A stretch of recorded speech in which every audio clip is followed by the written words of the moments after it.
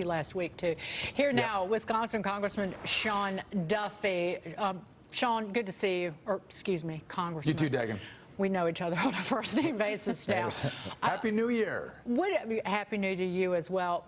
Put some odds on whether we get really something substantive out of these negotiations with China. And I mean to stop this theft of our intellectual property, our most valuable assets in some ways, and to stop the forced surrender of technology. Those are the two big kind of sticking points.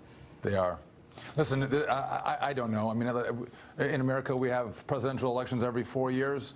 You know, in a communist country like China, they have a president or dictator for life. They can play the long game better than us, and so I think that puts us at a disadvantage. Though I would say that, you know, Donald Trump's effort to use tariffs as a tool to open up the Chinese market and, as you mentioned, stop the forced transfer of technology and actually get them to stop stealing our technology via the web, he's making progress, and even bringing China to the table to sit down and have a conversation on these topics, I think is positive. But also, we would note that the Chinese make a lot of promises. They slow walk us, and then, you know, in the last minute they pull away. So I'm a little bit skeptical. But, you know, in the new year, I'm going to be hopeful too, Dagan.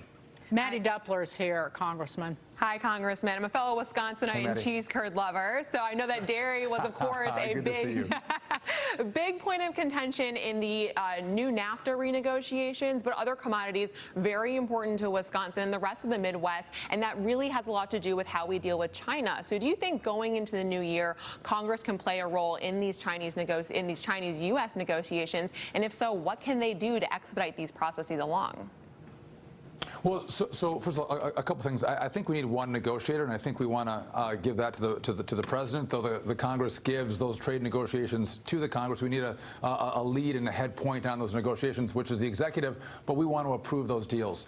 We're working on a deal right now, though. We would like the president to have reciprocal tariff authority. So listen, if we have China or any other country that has tariffs on an American product, let's give the president the authority to reciprocate with tariffs on like products from the U.S. And he could argue, the president could, that he has the authority, but I don't think it's that clear from the Congress. If we give the president the authority to say, listen, in a moment, tomorrow, I'm going to put tariffs on your products like you have on ours, I think it would put other countries who use tariffs against American-produced products back on their heels and be a real benefit to actually reducing global tariffs and opening markets up to the United States, which, again, that means, you know, more manufacturing in America, more jobs for Americans, and higher salaries for our families, which is what we want to have happen.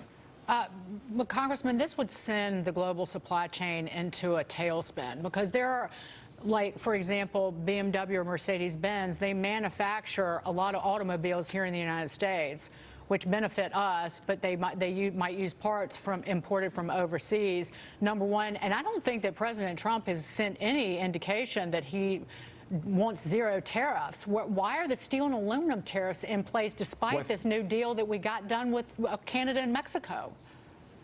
So I think you bring up a good point. If you look at the tariffs that have been used by the president, I think the only protectionist tariffs have been the steel and aluminum.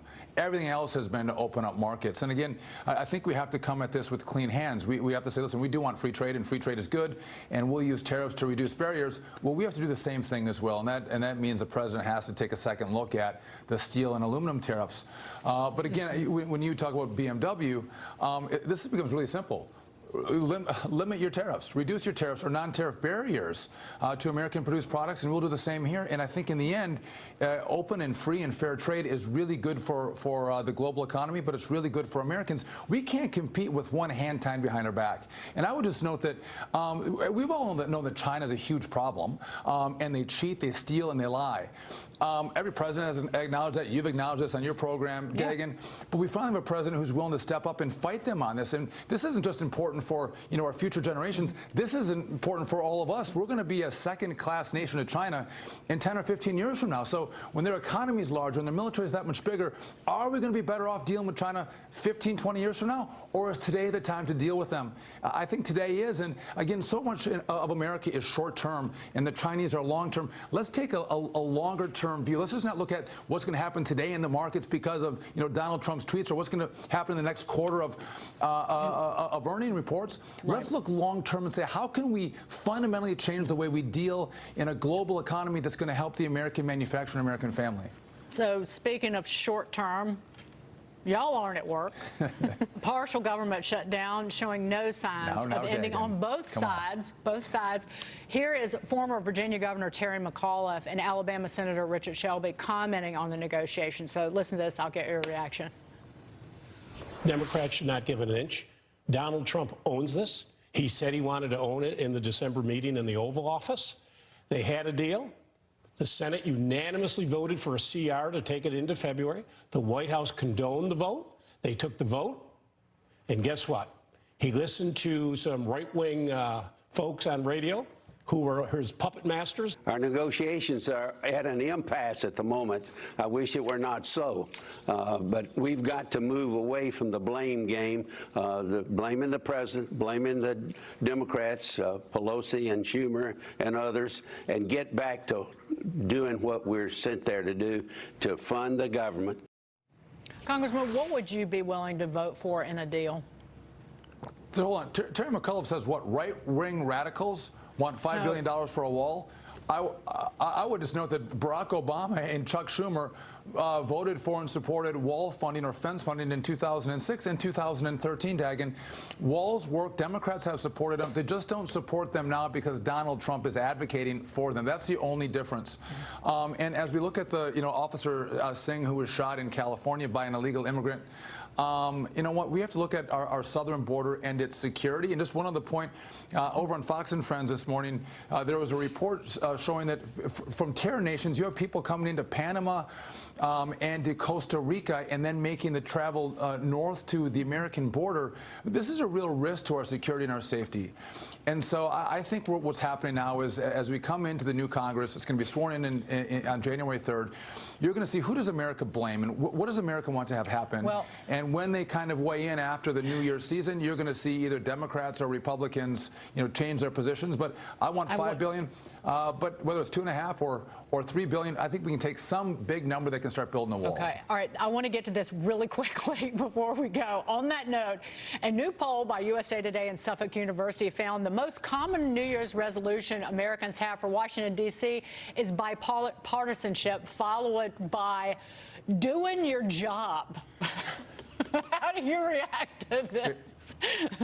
Dagan, you have 15 seconds. I voted to fund the government before I went home for Christmas. The president agrees with our bill, number one. Number two, a lot more bipartisanship actually happens. I'm a friend of Maxine Waters. We get along well, not so much on policy, but we work together a lot on smaller bills. But taxes, Obamacare, maybe border security, there's larger agreements, and that's what the media covers. But there is a lot more interaction and working together on smaller, more important American issues that you really don't see and a lot of news networks don't report. Well, I think we report them. Well, you're welcome to come back on anytime. You do, Dagan. We will report them. And I will be on with your fabulous wife, your better half, Rachel, on Outnumbered at noon. So there you go. Be sure. I'll be watching. Happy New Year. You guys have a great 2019. You too. Congressman Sean Duffy, thank you. Coming up, security alert, a startling new report revealing which apps are sharing your data with Facebook without your permission. Plus, skip the dealership, what's in store for the future of car sales as more auto retailers begin testing online ordering.